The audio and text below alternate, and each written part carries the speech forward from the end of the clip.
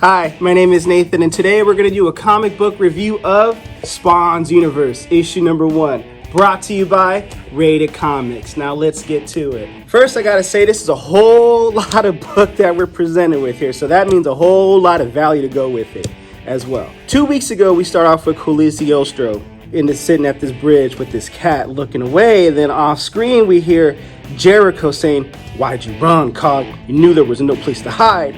We coming." And Cagliostro was like, "I wasn't hiding, I was just waiting."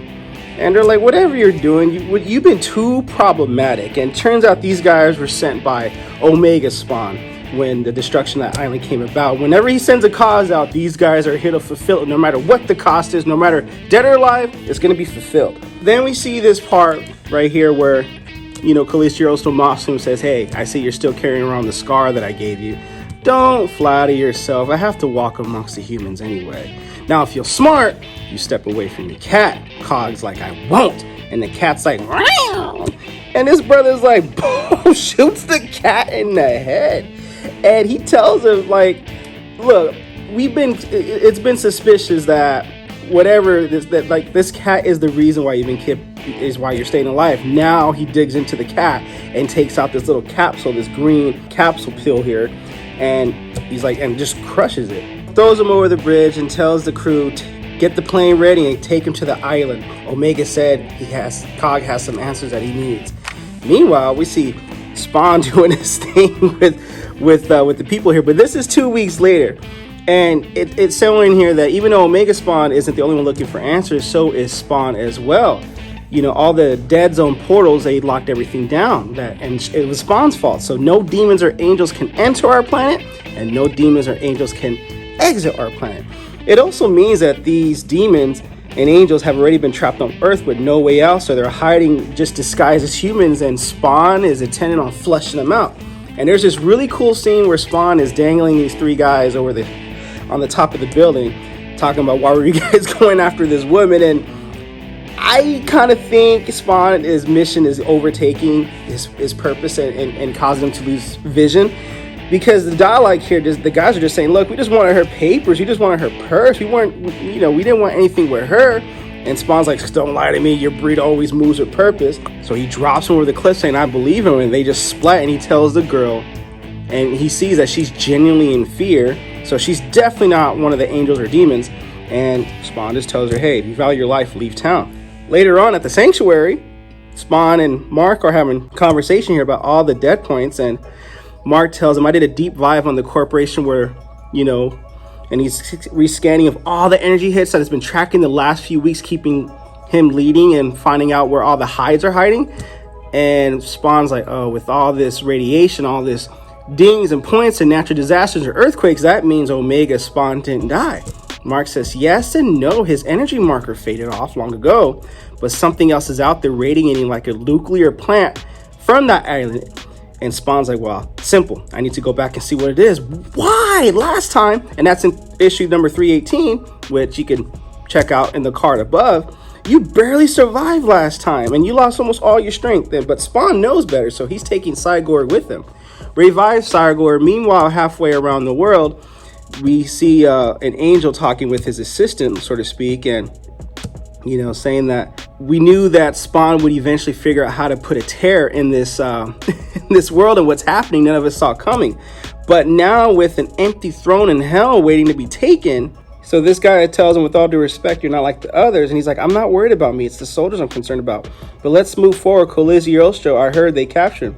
"Yeah, they took him to Omega's Island. That's all we know." He's like, "Oh my God, God save us all." So whatever this empty throne is about, it will play a part later, which I'm sure we'll get to. So meanwhile, on the island, Spawn and Cygor are there. They get ambushed by this explosion, and they seem to handle it. So this figure tells them to cease fire. And then with a mere gesture of his hand, this guy, and he looks very imposing, and not to mention the art's really, really good in this book. He just paralyzes Spawn, and he tells Spawn, "Hey, you did me a favor with Omega by eliminating Omega Spawn. I came here hoping to join his side to formulate taking over the I hate to say world and Earth at the same time, to formulate taking over the Earth, and I thought that was just gonna be my first step in joining it. But you know what? The bigger prize is Hell's empty throne. Whoever sits in that seat becomes a king, the ruler of Hell, with the army big enough to bring down both heaven and earth. Now he tells Spawn, unlock the dead zones. And Spawn's like, that ain't gonna happen, perhaps. But you might just need a little incentivizing. So he does that gesture again with his hand to mind control Cygor again. Before you know it, Cygor just breaks Spawn's back. And this picture right here is sick. And meanwhile, we got more dialogue here. I'll say that for you guys reading the book. This brother takes Spawn and Cygor for prison and interrogation. Now we see this brother Jericho was like, wow, we're quite impressed with how you handle this with such ease. And whoever this guy is, it's a new character. I'm not familiar with him at all, but he looks like someone that means business. So what they do is they put Spawn in a room with Gunslinger Spawn and Cogliziostro, but Cogliziostro's like, I want to tell you guys something. And they're like, look, man, we ain't trying to hear it. You brought us here. You know, you always been trying to coax us and scam us, and, you know, you've always been in it for you. But perhaps Cogliziostro had something to tell him.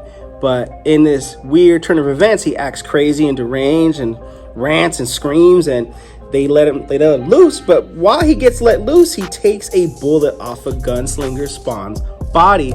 And in this callback moment of 300, I believe that's what they intended to do, the guards kick him into this pit and he just falls into this darkness. And, you know, Spawn's like, okay, I don't know how your powers work, but just follow my lead.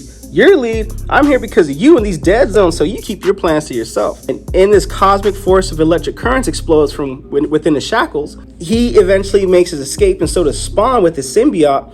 And it's funny how the enemies always underestimate Spawn's symbiote. Now we get this cool buddy-to-buddy Spawn moment where they're just going ham on their escape and going crazy with their gunfire. But in order to get the answers they need, Spawn hesitates in this moment, which Gunslinger Spawn shoots him in his chest, and Spawn falls into the shadow transport. They're safe, but they're pissed because they both know something isn't right and they need answers. Meanwhile, in this pit, it's a long dialogue, but what Cogliziostro Cogs does is takes the bullet from Gunslinger Spawn, takes a shard from the cold wall in the cave, puts them together, and he became a prisoner's island, but he sent the signal into the darkness, asking for that darkness to bring the power from the future, and that victim was Omega Spawn. Now we get Plague Spawn coming out, and in this moment, we see moments here where it cuts to this guy on a cruise ship having a FaceTime with his family. Why did it do that? I'm like, where are you going at with this, Spawn? But it turns out while Cogs was doing the bullet and the cake shard together, he didn't mean for it to take life. It was just an unholy baptism, but this whirlwind of pull just happened, which killed this guy and this crew member, and he became new born sin. And he was born sin. That's the new name. Cogs is out with the old, in with the new. Out with the old, in with the sin. It's a lot of book here, and I'm not even going to go into these stories. You got a backstory of medieval Spawn, which I thought was kind of meh, but, you know, yeah, guys comment below, let me know what you thought.